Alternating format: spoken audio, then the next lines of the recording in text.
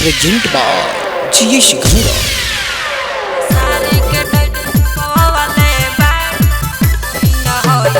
Music by Ganesh Gwalior.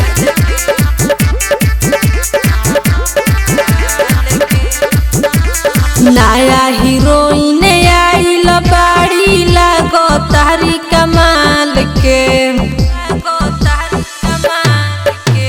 नया heroine आइल बाड़ी लागो तारी कमाल के। खेसारी के टट छपवले बाड़ी हीरोइन होई नेपाल के। खेसारी के टट छपवले बाड़ी हीरोइन होई नेपाल के।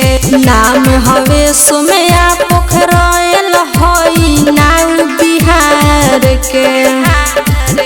खेसारी के टट छपवले बाड़ी हीरोइन होई नेपाल के।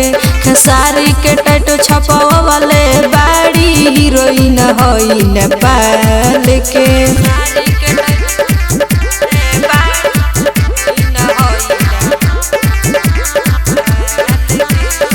खेसारी भैया से प्यारे बड़ी करेली हो। मन के मंदिर में उनका के धरेली हो। खेसारी भैया से प्यारे बड़ी करेली हो। मन के मंदिर में उनका के भरेली हो। सुनय अमर पाली काजल राघवानी छोड़ो जाय अपन गुमान के। खेसारी के टट छपवले बाड़ी हीरोइन होई नेपाल के। खेसारी के टट छपवले बाड़ी हीरोइन होई नेपाल के।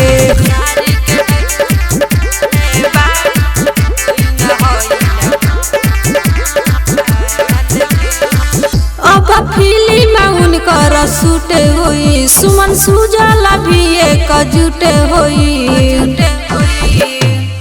अब फिल्म उनकर शूट हुई। सुमन रजनी सये के जुट हुई। चांद जैसन चेहरा बाउन कर लागत हवे कमाल के। खेसारी के टट छपवले बाड़ी हीरोइन होई नेपाल के। खेसारी के टट छपवले बाड़ी हीरोइन होई नेपाल के।